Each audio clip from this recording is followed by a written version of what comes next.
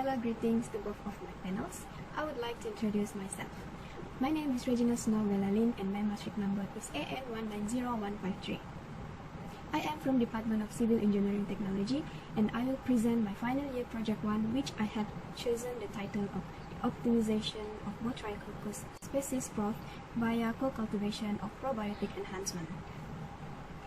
Professor Dr. Noshihaila binti Muhammad Sunar is my supervisor that supervised me throughout my final year project 1.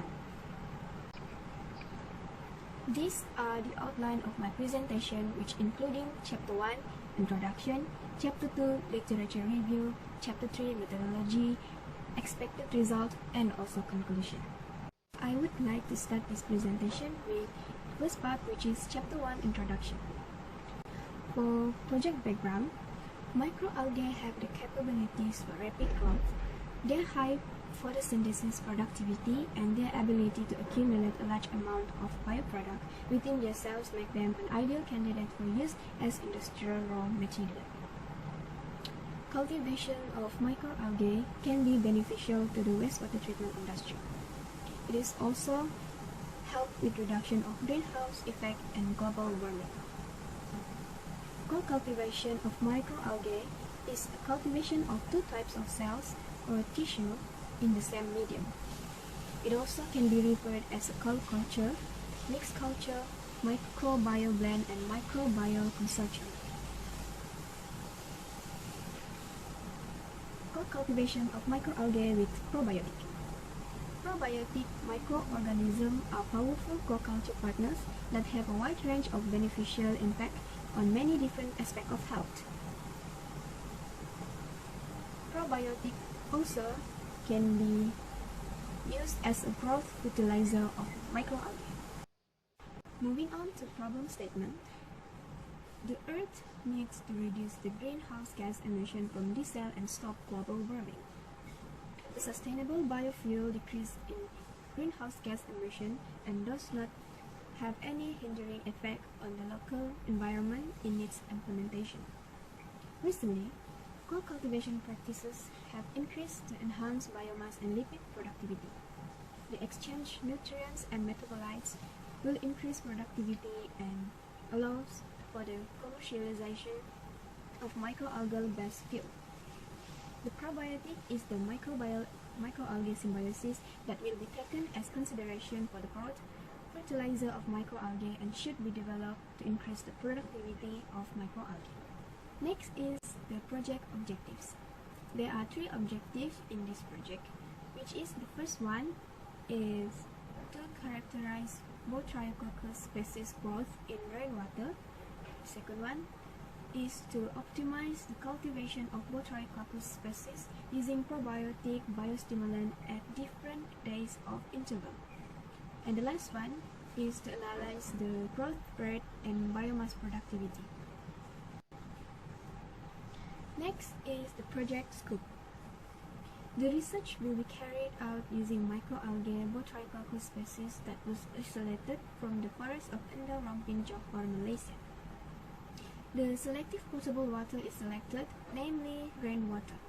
The probiotic solution is provided by the industry and the content and microbes contained has been characterized. Probiotic biostimulants are used as a fertilizer to optimize the cultivation of Botryococcus species. The growth of the Botryococcus sp in rainwater will be observed by determining the optical density by using the UV-Vis spectrophotometer.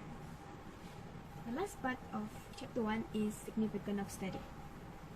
The study aims to optimize the growth of microalgae Botryococcus species via co-cultivation of probiotic enhancement in rainwater.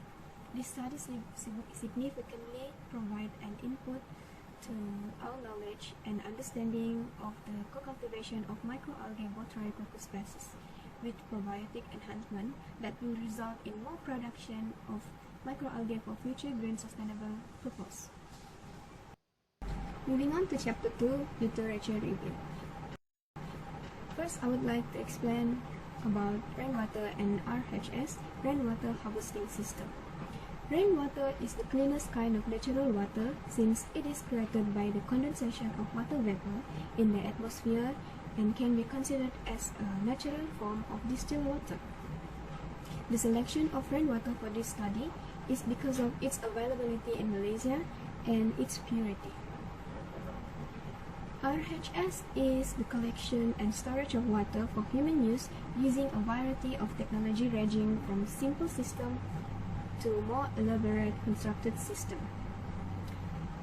RHS has recently acquired popularity as a safe water supply and has been performed since the dawn of time. Next is probiotic as biostimulant. Probiotics are defined as a substances released by one organism that boosts the development of another organism. Probiotics have been shown to help prevent a variety of health problems. Probiotic bacteria are essential for controlling microalgae growth, and probiotic as a biostimulant also help boost microalgae productivity. Moving on to microalgae Botryococcus species. Microalgae, a subgroup of algae, are unicellular microorganisms that can survive in both freshwater and saltwater settings. Microalgae require three major components to growth, which is sunlight, water, and a carbon source. Botryococcus species is a genus of green microalgae found in freshwater and brackish ponds and lakes all over the world, frequently in enormous floating masses. These green microalgae may produce a high amount of hydrocarbons, lipids, protein, carbohydrate, and pigments. Next is the biomass production of Botryococcus species. Microalgae biomass has been used in a variety of commercial applications, including nutritional supplements, lipid biomasses, biopolymers, pigment, biofertilizers, and biofuel. Many species of microalgae have oil content in the range of 20 to 50% dry weight of biomass, and their exponential growth rate can double their biomass in just a short amount of time, as 3.5 hours. Next is cultivation and co-cultivation of microalgae. There are two techniques of microalgae cultivation, which is the first one, open cultivation systems, using open ponds, tanks, raceway, and ponds. The second technique is closed cultivation systems, which is using various types of bioreactor.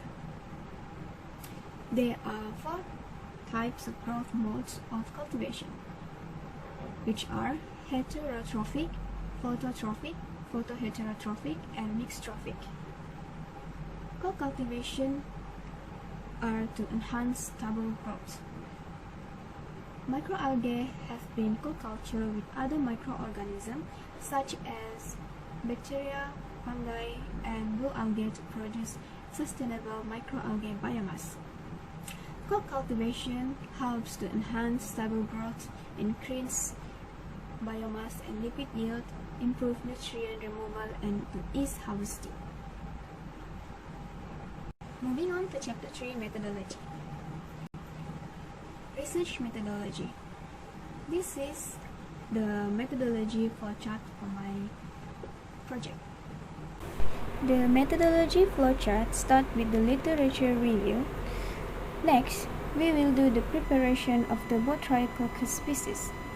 After that, we will do the co-cultivation of microorganisms with probiotic of different days of interval.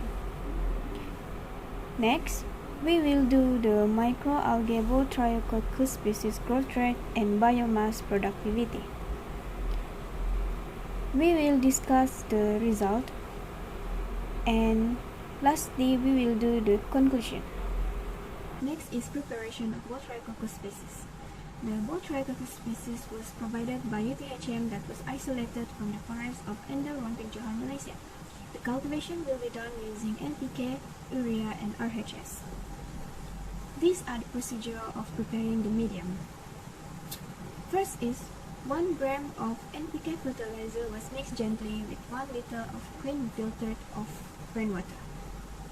Second, 0.1 gram of solid urea will be added and mixed evenly by using a mechanical shaker for 10 minutes under 50 ppm. Next, the solution then will be autoclaved at 121 degrees Celsius for 20 minutes. And lastly, their growing condition was observed and recorded daily. Next is co-cultivation of Botryococcus species using probiotic. The probiotic solution is provided by industry that the microbes content has been characterized. These are the microbes species that mix together in one solution of probiotic. At day 0, 2 samples of Botryococcus species, namely sample blank SB and sample probiotic SB, will be taken, and the co-cultivation of Botryococcus SB with probiotic will be prepared. The probiotic solution will only be added into sample probiotic SB, as you can see from this figure. Next is microalgae growth enumeration. The growth of the Botryococcus species will be tested until the growth reaches its peak by 30 days or 4 weeks, with interval 3 days. Each day of testing there will be 1 parameter with 2 samples conducted, and the optical density of each samples will be determined.